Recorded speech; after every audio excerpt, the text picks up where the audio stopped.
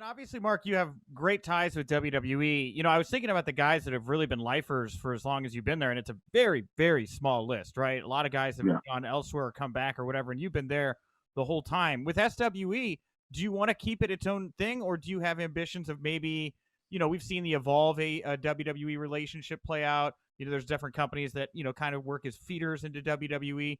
Do you see the SWE WWE relationship improving, or do you want to keep those things separately? You know what? I can see that being something that down the road, if the WWE agreed to that, or saw the value in that. But I don't know if SWE is going to be ready right now Sure. to share what they need to build themselves first. And that's what I'm helping them do. I'm helping them build themselves to be a more viable and valuable commodity so that the WWE can go, oh, man, I like what they're doing over there. Like until that time comes, I think it's best to stand alone until they can garner that kind of attention. Okay, and about a month ago, you were on Busted Open, where you're there every Friday, I believe.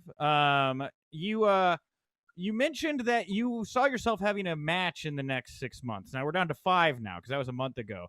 A lot of people, jump to the conclusion, well, that WWE would be a great spot for you. But with this relationship with SWE, is there any thoughts about you maybe having that first match there, or maybe somewhere else outside of WWE?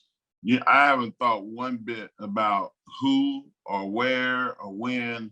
I just know that, well, the win is going to be after my birthday.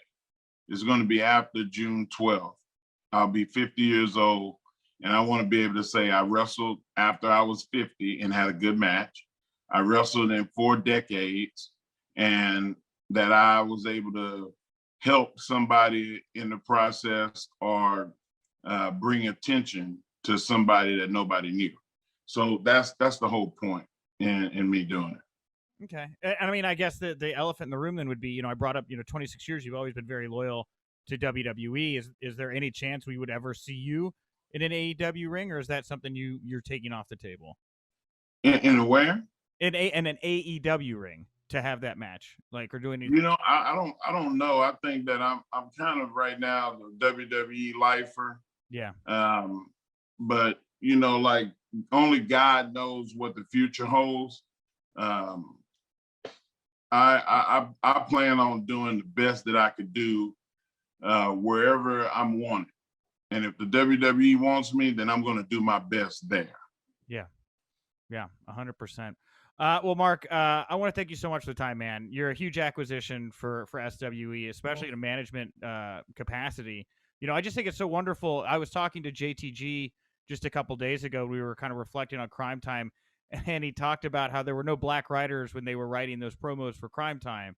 And I think that it's just as important to have that kind of diversity and growth behind the scenes as it is in the ring as well. And the work that you and Teddy are doing, I just think it's really great, Mark, because, just to be kind of blunt, there's not like any, black wrestling promoters. There's really not that many in the business at all, and I just think it's awesome that you're stepping into that role, man. Well, I take a lot of pride in it, man. I appreciate you recognizing that. I want to be a great promoter. I want to be a great booker. I want to be a great teacher.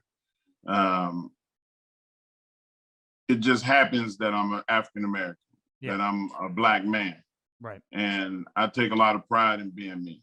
And if I can make other black men look good by my success, then that's what I'm going to do.